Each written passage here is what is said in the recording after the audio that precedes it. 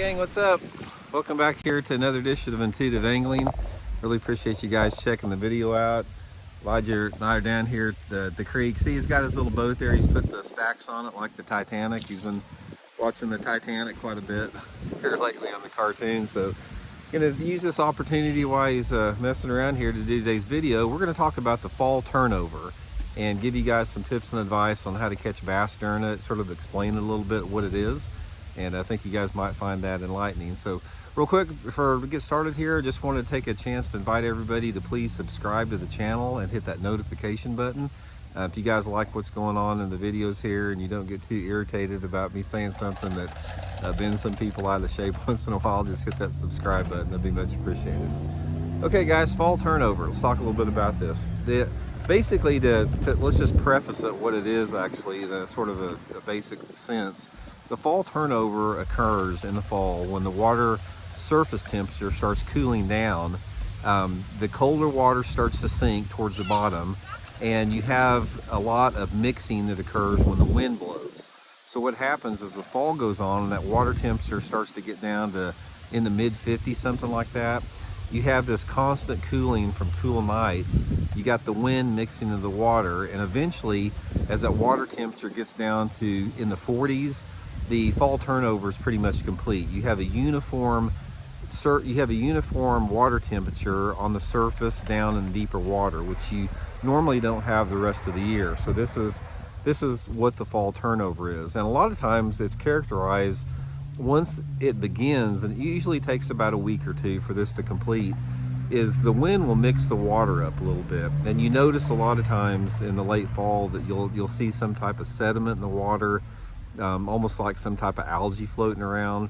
This is generally due to the mixing of the water from the wind and all that type of stuff. A couple different things to remember during the fall turnover that'll help you out. First of all, once the water temperature sort of reaches a uniform status all over the water column, this will really diversify the fish and put them in a lot of different water depths. You're going to have fish on the bank, and you're going to have fish, depending upon the water clarity, down to 60 feet or deeper. It's like once this happens, the fish can use a lot of different water depths. So this is one of the times of the year that you've got a lot of different options to play.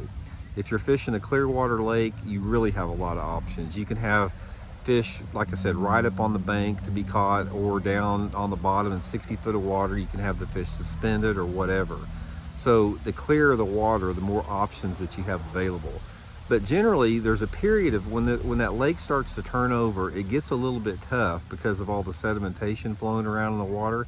And I'll give you guys some tips and advice to sort of address that situation.